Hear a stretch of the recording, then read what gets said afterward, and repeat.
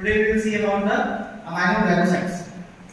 So the first line which is written वो इसमें ध्यान दीजिए, bactericidal drugs effective against aerobic gram-negative baseline.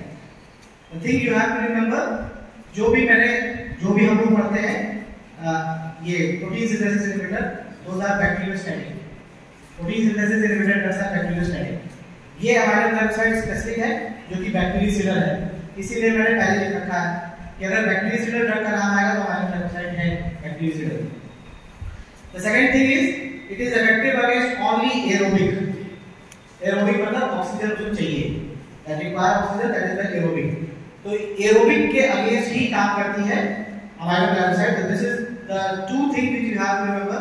One is the bactericidal and one is the aerobic part. Okay? Now let's see the बहुत important drug group है aminoglycoside.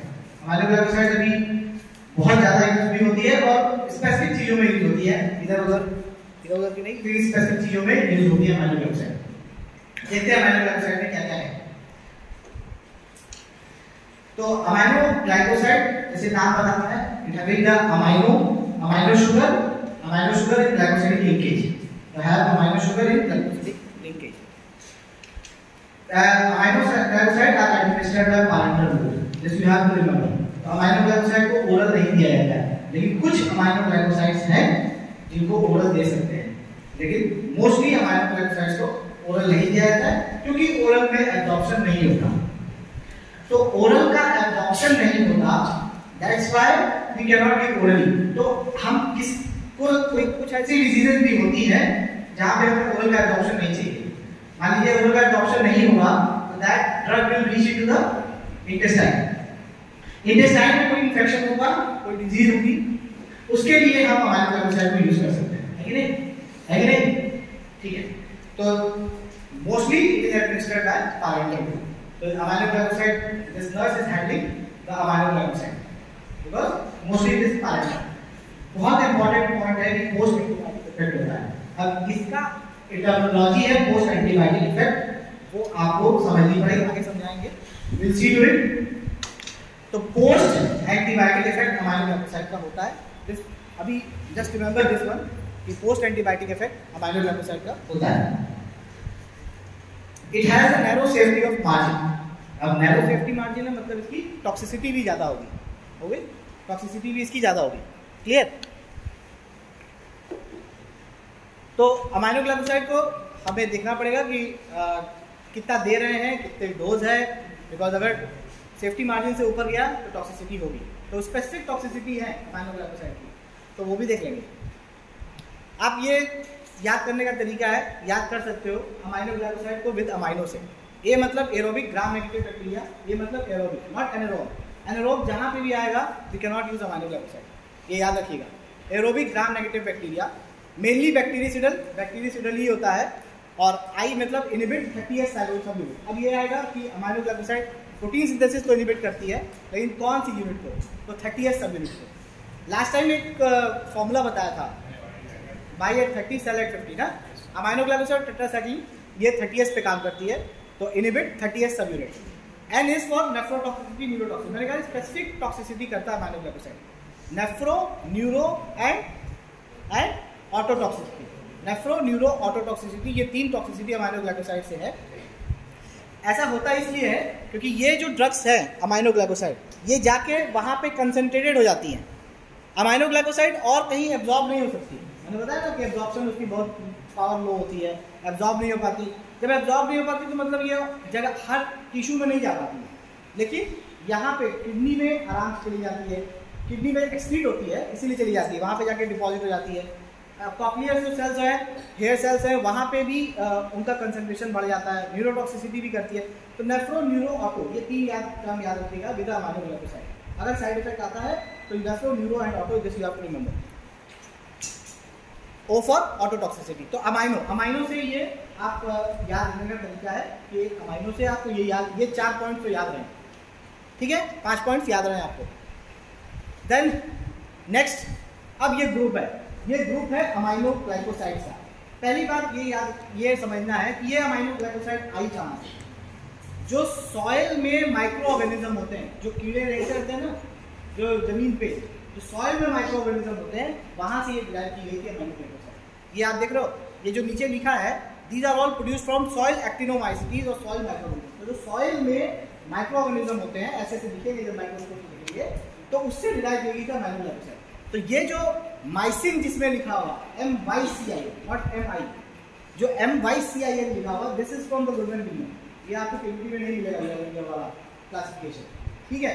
तो जो ये MYCIN जहाँ पे लिखा रहेगा, जिसमें भी देख लो MYCIN लिखा है, ये मतलब ये नेचुरली डिराइव्ड है, इसको हमने बनाया नहीं है, ये नेचुरली हमने सॉइल एक्टिनोमाइसीटीज से डिराइव किया गया, ठीक।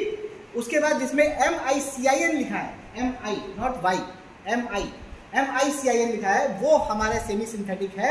इसमें बस एक है जो कि नेचुरली डिराइव्ड है, एक्टिनोमाइसीटीज माइक्रोमोनोस्पोरा से जेंटामाइसिन। बाकी ये दोनों अमीकासिन जैसे कहाँ से डिराइव है, कैनामाइसिन से। कैनामाइसिन पहले हमने नेचुरल ओरिजिन किया, उसके बाद डिराइव किया कैनामाइसिन से अमीकासिन, और नाइट्रीमाइसिन सिसोमाइसिन से डिराइव किया गया, ठीक है, क्लियर, ठीक है ना। ये हो गया क्लासिफिकेशन। तो ये आपको ये सारी ड्रग याद रखनी पड़ेगी, जहाँ पे MYCIN, जहाँ पे MICIN आ गया, that means it is aminoglycoside. अब अमाइनोग्लाइकोसाइड में कौन सा है, सेमी सिंथेटिक अगर है तो CIN होगा, MICIN होगा, MICIN होगा, और अगर नेचुरली डिराइव्ड है तो वो MYCIN होगा। ये बस ये दो पॉइंट डिस्टिंक्शन याद रखना है। अमाइनोग्लाइकोसाइड पे क्वेश्चन आता है, इंपॉर्टेंट क्वेश्चन आता है अमाइनोग्लाइकोसाइड पे, थोड़ी देर सुन लेंगे तो अमाइनोग्लाइकोसाइड समझ में आ जाएगा, लेकिन याद तो थोड़ा करना ही पड़ेगा, ठीक है। चलो नेक्स्ट, मैंने बता दिया अमाइनोग्लाइकोसाइड मेनली एरोबिक बैक्टीरिया और ग्राम नेगेटिव, ग्राम पॉजिटिव में भी होता है, but gram negative aerobic bacteria पे ज्यादा होता है, ठीक है। Little activity against anaerobic micro organism, ये बात हो गई हमारी। Limited activity against most gram positive, मतलब ग्राम पॉजिटिव पे भी होता है बट लिमिटेड एक्टिविटी है। ये आपका मैकेनिज्म ऑफ एक्शन है, हाउ द अमाइनोग्लाइकोसाइड वर्क्स। तो अमाइनोग्लाइकोसाइड जैसे मैंने दिया कैसे देंगे, जनरली ओरल नहीं देंगे, या तो पैरेंटल में भी IN ज़्यादा कॉमनली यूज करते हैं, IM, ये सब पैरेंटल दिया जाता है, ठीक है। जब अमाइनोग्लाइकोसाइड देंगे तो जो सेल वॉल होगी बैक्टीरिया की जो सेल वॉल होगी उसमें पोरिन्स लगे होंगे, that is having the porins, channels होते हैं पोरिन्स, उससे ये पेनिट्रेट करके अंदर चली जाएगी। फिर ये अंदर जाने के बाद एक एनर्जी डिपेंडेंट फेस होता है, एनर्जी डिपेंडेंट फेस मतलब ADP डिपेंडेंट फेस, है ना। मैं तुमसे क्यों बार बार एरोबिक चिल्ला रहा था, अब ये कारण है एरोबिक इसलिए चिल्ला रहा था। ये फेस देख रहे हो, जब तक एनर्जी डिपेंडेंट फेस नहीं होगा तब तक अमाइनोग्लाइकोसाइड अंदर नहीं घुस पाएगी, और अमाइनोग्लाइकोसाइड जब अंदर ही नहीं जाएगी तो एक्शन कहाँ करेगी, राइट, कहाँ एक्शन अमाइनोग्लाइकोसाइड का, राइबोसोम्स पे। राइबोसोम्स के लिए तो उसको अंदर तक ट्रैवल करना पड़ेगा, तो अंदर ट्रैवल करने के लिए require the energy dependent face. अब इस एनर्जी डिपेंडेंट फेस को इनहिबिट करता है एनारोबिक कंडीशन, यहाँ पे देखिए एनारोबिक लिखा है, एनारोबिक कंडीशन जो है इस एनर्जी डिपेंडेंट फेस को इनहिबिट कर देता है।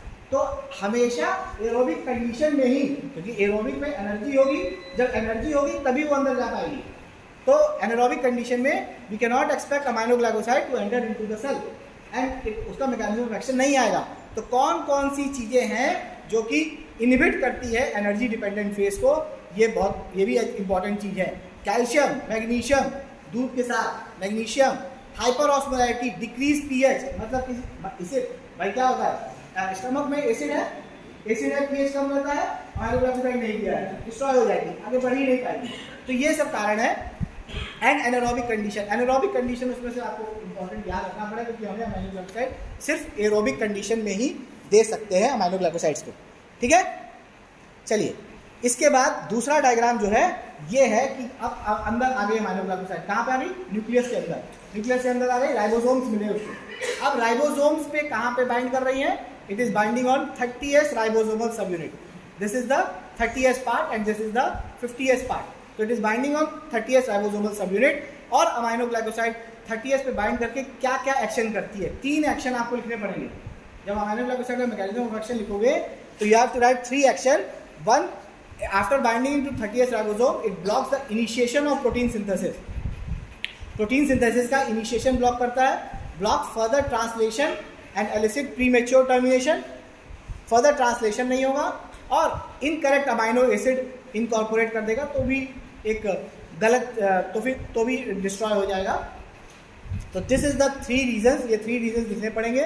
3 रीजंस हैं, 3 इसके 30S बाइंड करने के बाद ये 3 काम करती है amino glycoside. Initiation of protein synthesis को ब्लॉक करती है, फर्दर ट्रांसलेशन को ब्लॉक करती है और incorporation of incorrect amino acid. ये 3 कारण है, that's why amino glycoside act करता है।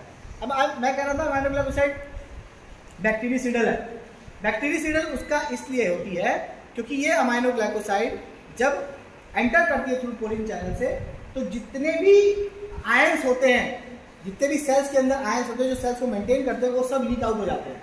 उसके कारण ये डिस्ट्रॉय हो जाता है बैक्टीरिया, ठीक है। दैट्स व्हाई इसलिए ये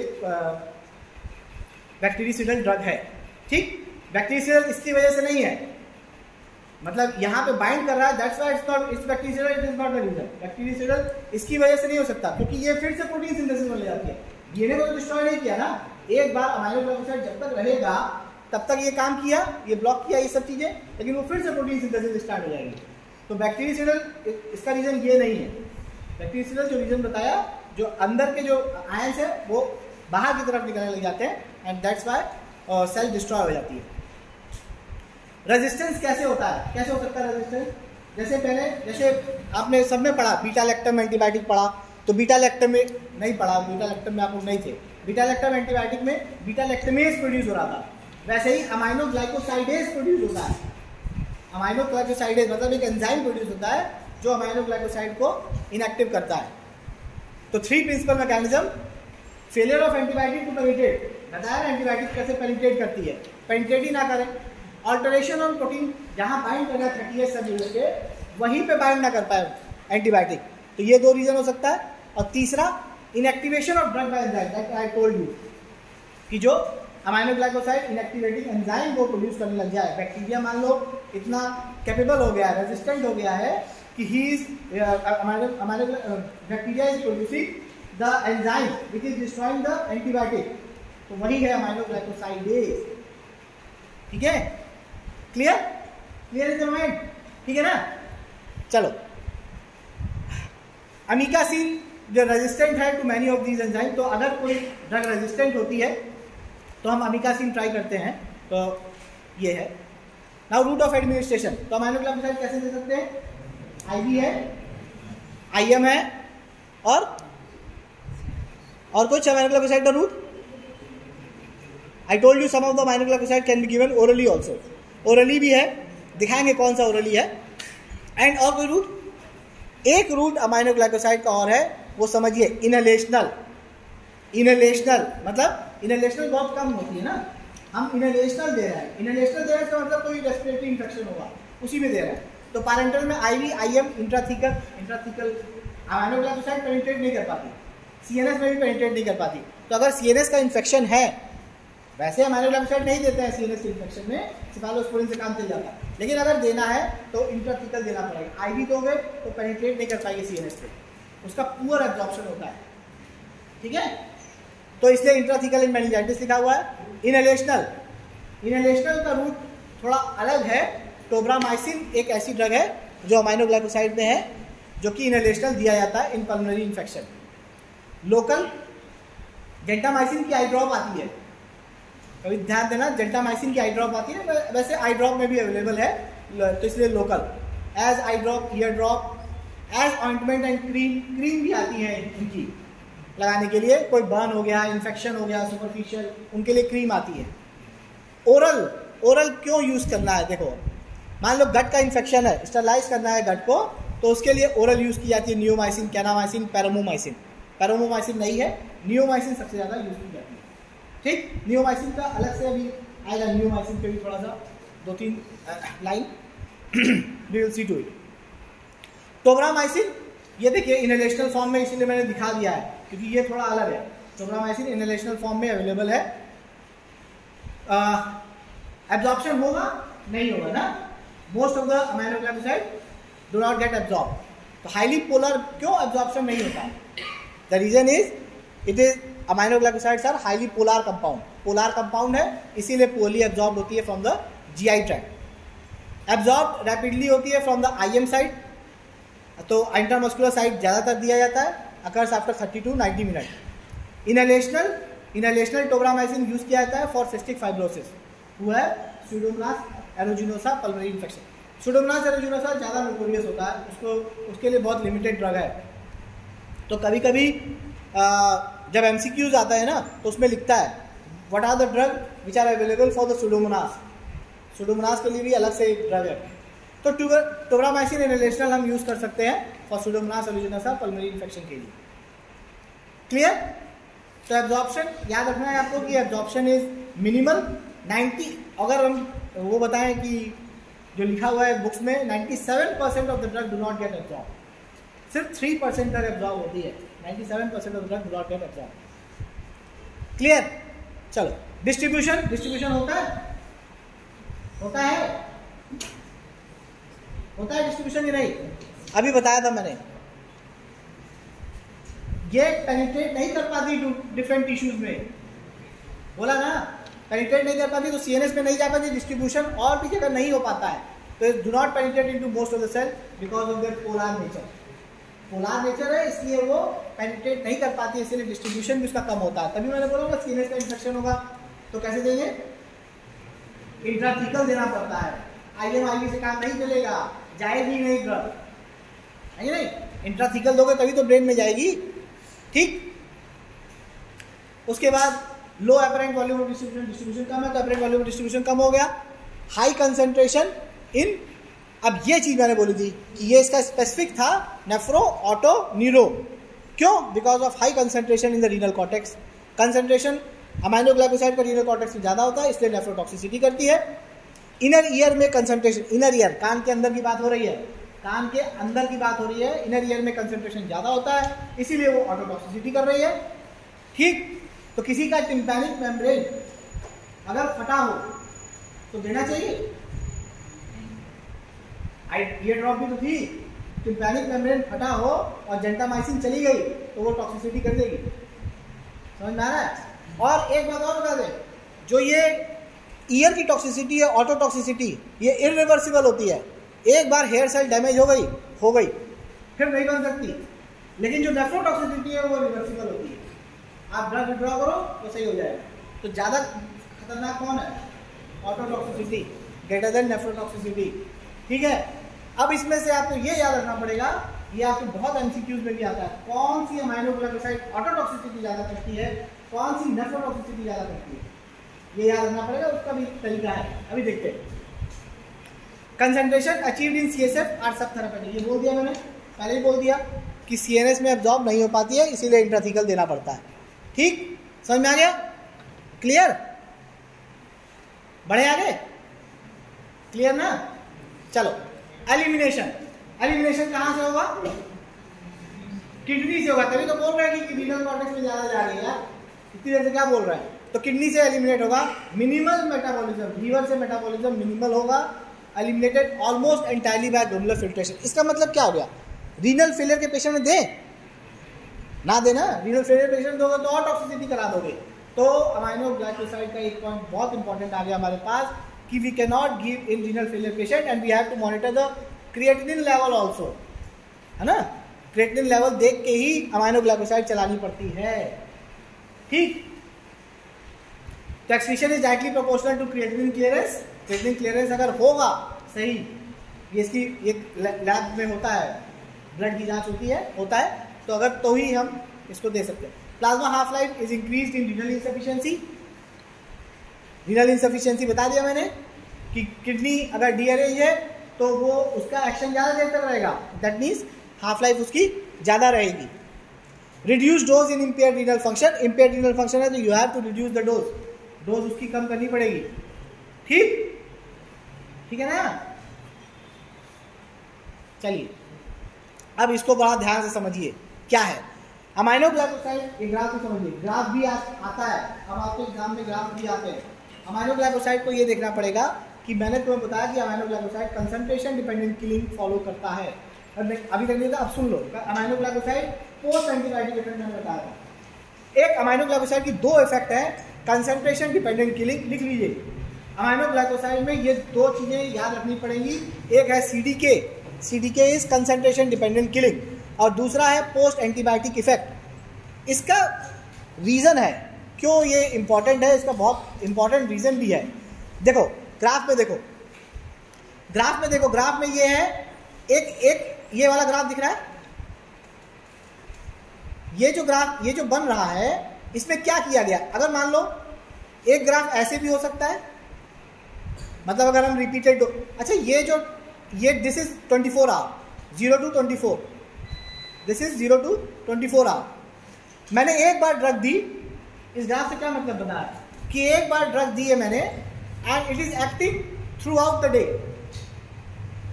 यहां पे कंसंट्रेशन कम हो गया MIC से, MIC मतलब मिनिमम इनिबिटरी कंसंट्रेशन है ना। अब ये MIC से कम हो गया तो ये एक्ट करेगी, मिनिमम इनिबिटरी कंसंट्रेशन से भी कम हो गया, ये एक्ट करेगी, बोलिए यस और नो, नो ना। अच्छा ये MIC से कम मान लेते हैं, ये कितना घंटा हुआ, 10 घंटे में, मान लीजिए 10 घंटा, दिस इज 10 आवर। 10 आवर्स के बाद MIC से कम हो गया, लेकिन अब मैं बोल रहा हूं कॉन्ट्राडिक्टरी बात, लेकिन MIC से कम हो जाएगा तो भी एक्ट करेगी। ड्रग इज बिलो MIC तो भी वो अपना इफेक्ट करेगी, this is called post antibiotic effect. अब नीचे लाइन पढ़िए, good therapeutic response can be obtain even when concentration fall below MIC। आप लोगों ने बोला MIC से कम होगी, और जनरली यही होता है, MIC से कम होगी तो ड्रग का इफेक्ट नहीं आना चाहिए, लेकिन ड्रग का इफेक्ट आता है because this drug follows the post antibiotic effect. मतलब पोस्ट एंटीबायोटिक का मतलब यही होता है, एंटीबायोटिक की कंसंट्रेशन कम हो गई है MIC से तो भी इफेक्ट आ रहा है, this is called post antibiotic effect. अब ये देखें कि कंसंट्रेशन डिपेंडेंट किलिंग फॉलो करती है ये। कंसंट्रेशन डिपेंडेंट किलिंग का मतलब हम एक ही डोज दें, अब इसमें एक ही बार डोज दिया है ना, एक ही डोज दें लेकिन उतनी ज़्यादा डोज दें, क्योंकि ये कंसंट्रेशन डिपेंडेंट फॉलो कर रही है, तो हम ज़्यादा से ज़्यादा डोज दें। मतलब हाई डोज हम जनरली मना करते हैं कि हाई डोज नहीं दो भाई, धीरे धीरे डोज दो।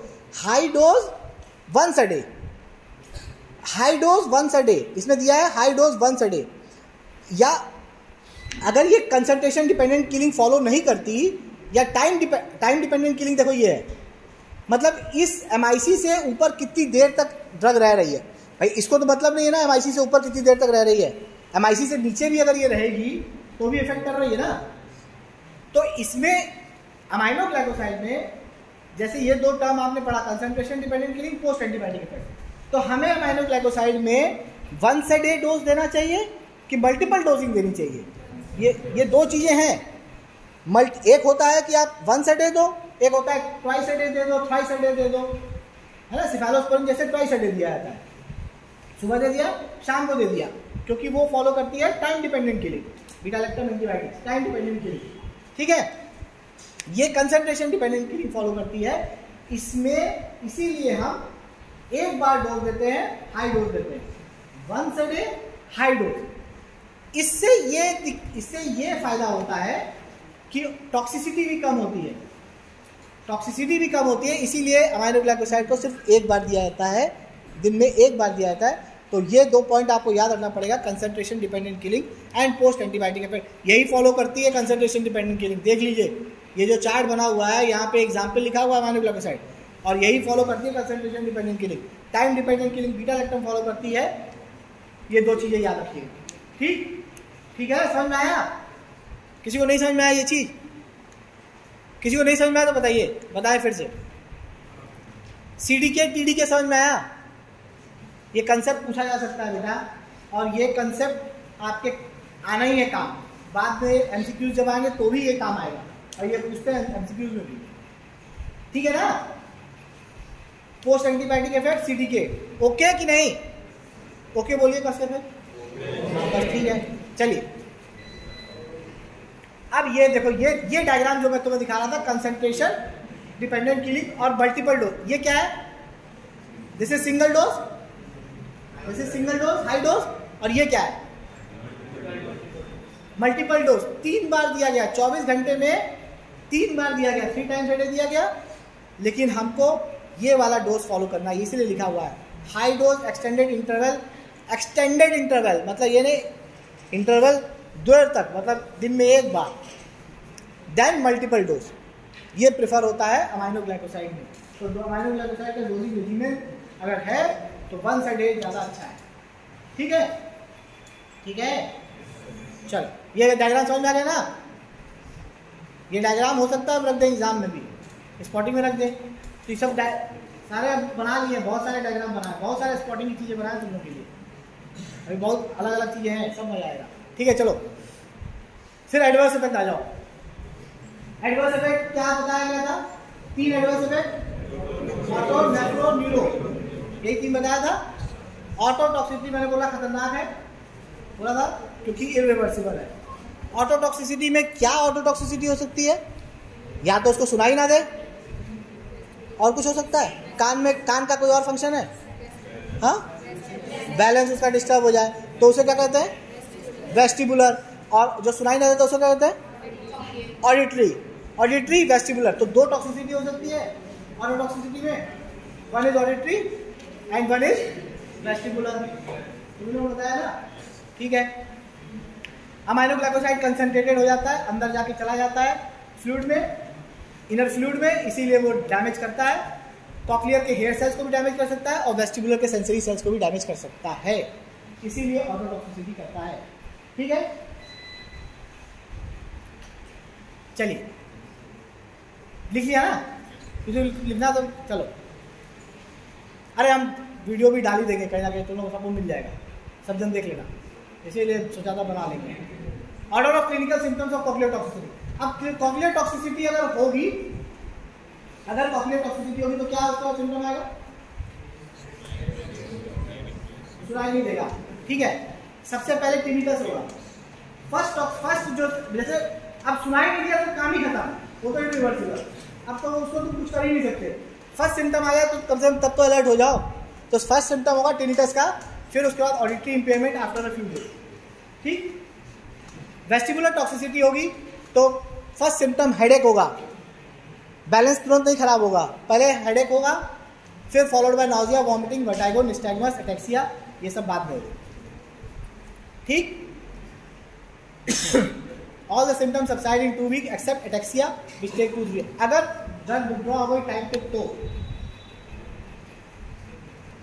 ठीक है। अच्छा, अब कौन सी ऑडिटरी टॉक्सिसिटी करेगी? ये क्वेश्चन पूछते हैं हमसे एमसीक्यूज में। ऑडिटरी टॉक्सिसिटी कौन सी करेगी? ए फॉर अरे कौन सी ड्रग है ऐसे यार?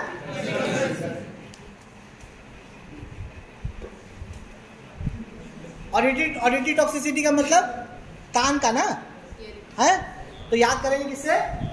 कान से। क्या नाम है इसे? Amikacin, auditory, neomycin. ठीक, वेस्टिबुलर भी कान का ही है, लेकिन वेस्टिबुलर मतलब आपका जो ये कंट्रोल करता है, जो वो सिर्फ कान ही नहीं कंट्रोल करता, बाकी चीजें भी कंट्रोल करती है ना, है कि नहीं? करती है कि नहीं? ठीक है, तो वेस्टिबुलर में दूसरा जीएसवीएम का नाम सुना है? कहाँ का है? जीएसवीएम कहाँ का है? कानपुर का है, मेडिकल कॉलेज।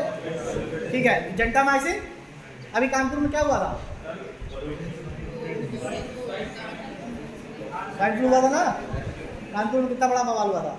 तो gentamicin, G for gentamicin, S for streptomycin, V for vestibular toxicity और M for amino glycoside.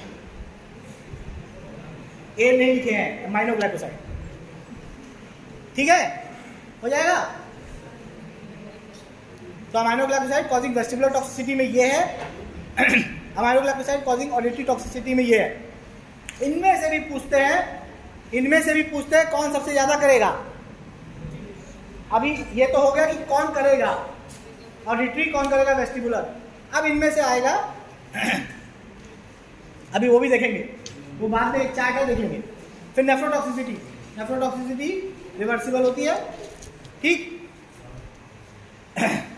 Renal cortex में हाई कंसेंट्रेशन, इसीलिए डैमेज करती है renal tubules. Loss of urine concentration ability, low GFR कम हो जाएगा।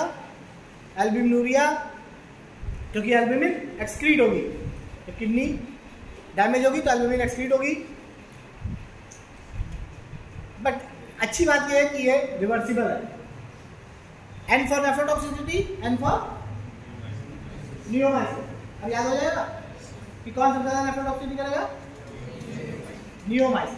ठीक है, याद हो जाएगा ना, अरे सीक्वेंस पूरा ना याद हो, एक तो याद हो। N for neomycin, N for nephrotoxicity. Streptomycin भी है, स्ट्रेप्टोमाइसिन है, फिर कैनामाइसिन है, फिर एमिकासिन है। ठीक है, बढ़े आगे। न्यूरोमस्कुलर ब्लॉकेट, तीसरा important adverse effect. Neuromuscular blockade produce curare like effect, neuromuscular transmission को ब्लॉक करेगी। जनरली कम देखा जाता है बट है न्यूरोमस्कुलर ब्लॉकेट। ये देखिए चार, नेफ्रोटॉक्सिसिटी एन फॉर नियोमाइसिन, ठीक है, मिनिमम स्ट्रेप्टोमाइसिन से। ऑटोटॉक्सिसिटी में auditory, A for auditory, A for amikacin. Auditory के लिए कौन सबसे ज्यादा? एमिकासिन। वेस्टिबुलर के लिए सबसे ज्यादा स्ट्रेप्टोमाइसिन है, और न्यूरोमस्कुलर ब्लॉकेट भी नियोमाइसिन करेगा सबसे ज्यादा। ठीक है, N for neuromuscular, N for neomycin, N for nephrotoxicity, N for neuromycin. तो नियोमाइसिन सबसे ज्यादा नेफ्रोटॉक्सिसिटी और न्यूरोमस्कुलर ब्लॉकेट कर रहा है। ठीक, सही है ना। ऑडिटरी के लिए A for auditory, A for amikacin. ठीक है ना। चलिए अब आगे बढ़े। ड्रग इंटरेक्शन है कि कौन कौन सी ड्रग नेफ्रोटॉक्सिसिटी को और एग्रेवेट कर सकती है। तो हमें अमीनोग्लिसराइड के साथ एम्फोटेरिसिन भी नहीं देना चाहिए, वैनकोमाइसिन नहीं देना चाहिए, लूप डाययूरेटिक नहीं देना चाहिए, एस इनहिबिटर्स नहीं देना चाहिए, सिस्प्लैटिन है और साइक्लोस्पोरिन है। ये नेफ्रोटॉक्सिसिटी को एग्रेवेट करेगी। ऑटोटॉक्सिसिटी के लिए लूप डाययूरेटिक, क्योंकि लूप डाययूरेटिक इटसेल्फ ऑटोटॉक्सिसिटी करती है। लूप डाययूरेटिक पढ़ोगे तो ऑटोटॉक्सिसिटी करती है, तो इसलिए एग्रेवेट करेगी। मिनोसाइक्लिन है, ये दो हो गई ऑटोटॉक्सिसिटी को एग्रेवेट करने वाली। ठीक, स्ट्रेप्टोमाइसिन, अब थोड़ा थोड़ा इंडिविजुअल ड्रग के बारे में बस थोड़ा सा बचा है, ज़्यादा नहीं है, थोड़ा सा है। Streptomycin deep IM IV. Streptomycin को कहाँ सुना होगा तुम लोगों ने? कहीं सुना है? स्ट्रेप्टोमाइसिन कहीं यूज किया सुना है? कहीं बहुत इंपॉर्टेंट सुना है, बहुत बड़ी डिजीज है। टीबी में सुना है ना? अरे टीबी में सेकंड लाइन है, सुना है नहीं? ऐसे बोल रहे यार। तो स्ट्रेप्टोमाइसिन ये याद रखना, 15 to 25 milligram per KG per day dose, less effective than. अब हटा दिया, सेकंड लाइन से हटा दिया। अब उसको हटा दिया ऐसे कि यूज करते हैं, लेकिन उसको सेकंड लाइन में नहीं यूज किया गया। अब उसको ऐसे भी यूज कर सकते हो आप, लेस इफेक्टिव देन जेंटामाइसिन। अच्छा, less effective than gentamicin, streptomycin से अच्छी ड्रग है जेंटामाइसिन, लेकिन टीबी में नहीं काम करती जेंटामाइसिन। ठीक है, टीबी में जेंटामाइसिन नहीं काम करती, तो स्ट्रेप्टोमाइसिन ही यूज करना पड़ता है। तो therapeutic use tuberculosis, subacute bacterial endocarditis, strains of enterococci and various streptococci, and plague tularemia में ड्रग ऑफ चॉइस है। प्लाग में, प्लेग में ड्रग ऑफ चॉइस है स्ट्रेप्टोमाइसिन, ये ध्यान रखना पड़ेगा। प्लेग, तुलारीमिया, ब्रुसेलोसिस, इनमें दिया जाता है स्ट्रेप्टोमाइसिन, और प्लेग में ड्रग ऑफ चॉइस है स्ट्रेप्टोमाइसिन। ठीक है। दूसरा जेंटामाइसिन, बहुत अच्छी ड्रग है जेंटामाइसिन। जेंटामाइसिन सब फॉर्म में अवेलेबल है। जेंटामाइसिन की आई ड्रॉप भी आती है, आई ड्रॉप भी जेंटामाइसिन की आती है, ईयर ड्रॉप भी आती है जेंटामाइसिन की, तो सब फॉर्म में अवेलेबल है। फर्स्ट चॉइस, तो अब अगर बोलेगा तुमसे कोई कि अगर अमाइलोग्लाइकोसाइड यूज करना है टीबी को छोड़ के, तो first choice is gentamicin, higher potency and broad spectrum of activity, generally use first line drug. Generally aminoglycoside को हम कॉम्बिनेशन में देते हैं with the beta lactam antibiotic. ये पेनिसिलिन, सिफालोस्पोरिन, वेंकोमाइसिन, ये सब बीटा लैक्टम जनरली कॉम्बिनेशन में देते हैं ताकि सिनर्जिस्टिक इफेक्ट आए। जेंटामाइसिन की dose 3 to 5 milligram per KG per day, और धीरे धीरे 30 to 60 मिनट में चलाते हैं। जेंटामाइसिन यूटीआई, अनकॉम्प्लिकेटेड यूटीआई में यूज किया जाता है, और यूज होती है अनकॉम्प्लिकेटेड यूटीआई में gentamicin. Uncomplicated UTI, pneumonia, peritonitis, septicaemia, abscess, साबे and meningitis due to gram negative bacilli.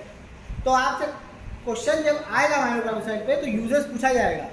तो यूजेस में जब यूजेस आएगा तो ये सारे यूजेस लिखने पड़ेगा आपको, ठीक है। ये देखो जेंटामाइसिन, ये किस फॉर्म में है, ये किस फॉर्म में है, बोलो, ये किस फॉर्म में है, आईवी ना। अच्छा ये आईपी क्या लिखा है, ये भी पूछते हैं कि आईपी क्या है। दवा के आगे आईपी लिखा रहेगा अगर इंडियन फार्माकोपिया का होगा, ठीक है, और ब्रिटिश का होगा तो बीपी लिखा रहेगा। ये किस फॉर्म में है, ऑप्थेल्मिक लिखा है ना, आई ड्रॉप, ये किस फॉर्म में है। तो बर्न्स, कहीं पे जल गया, कुछ सुपरफिशियल इंफेक्शन है तो उसमें ऑइंटमेंट लगा दिया। आईज में दिक्कत है तो जेंटामाइसिन आई ड्रॉप यूज कर लिया, और सिस्टमिक देना है तो जेंटामाइसिन का इंजेक्शन हो गया, है कि नहीं। तीनों फॉर्म है जेंटामाइसिन के अवेलेबल, ठीक। आई में क्या हो सकता है, बैक्टीरियल कंजक्टिवाइटिस, कंजक्टिवाइटिस होता है ना, है कंजक्टिवाइटिस देखा है, कंजक्टिवाइटिस देखा है, तुम लोगों को तो हुआ होगा, सबको होता है। रेड आई, क्या नाम है, और कौन कौन सी ड्रग टीबी में यूज करते हैं, स्ट्रेप्टोमाइसिन तो यूज करते हैं, कैनामाइसिन है, अमीकासिन भी है। टोब्रामाइसिन कहाँ यूज कर रहे थे, इनहेलेस्टर, किसमें,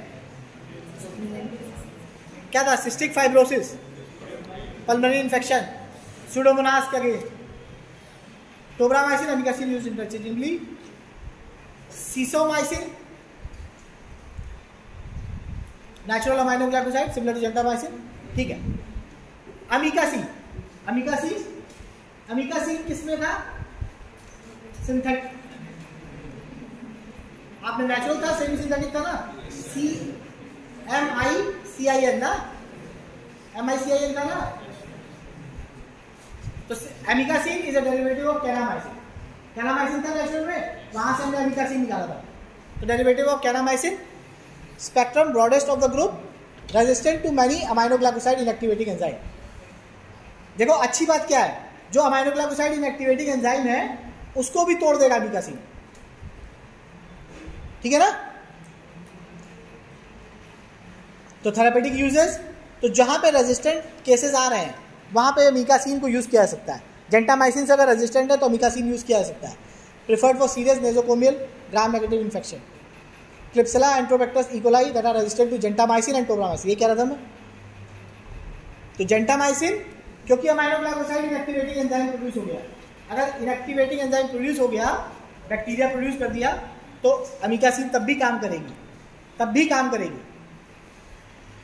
used in MDR TB, MDR TB की जब अभी तो नहीं पढ़े हो, जब पढ़ोगे एमडीआर टीबी का रेजिम पढ़ोगे तो उसमें एमडीआर टीबी में अमीकासिन, कैनामाइसिन, ये सब है। नेट्लीमाइसिन, नेट्लीमाइसिन सीसोमाइसिन का डेरिवेटिव था ना, नेट्लीमाइसिन लिखा था तुम लोगों ने, क्लासिफिकेशन लिखवाए थे, डेरिवेटिव ऑफ सीसोमाइसिन। और ये भी अमाइनोग्लाइकोसाइड इनएक्टिवेटिंग एंजाइम से मेटाबोलाइज नहीं होती। Less toxic compare to gentamicin, preferred in resistant. तो जो हम नई डिराइव करते हैं, जो नई डिराइव किए हैं वो रेजिस्टेंट केसेस के लिए डिराइव किए, ठीक है, ठीक, जो नई बनाए हैं वो रेजिस्टेंट केसेस के लिए। नियोमाइसिन बड़ा इंपॉर्टेंट है।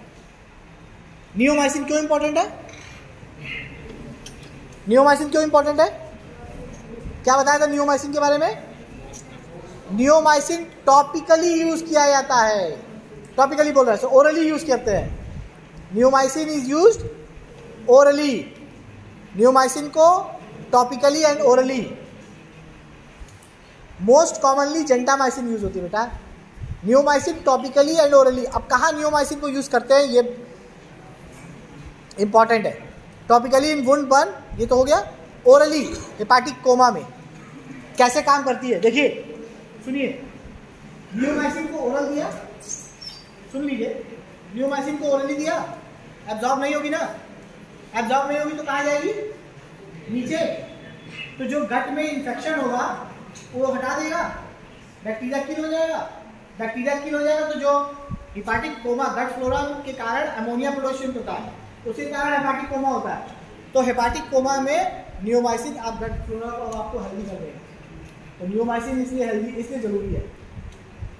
ठीक, कहाँ पे नियोमाइसिन का यूज हुआ? हेपाटिक कोमा में। और यूज बताएं, लेकिन हेपाटिक कोमा में ज्यादातर लैक्टुलोज यूज होती है, लैक्टुलोज यूज। अब दूसरा बताएं, ये क्या है? ये पढ़ो, ये क्या लिखा है? किस लिए लिखा हुआ है ये?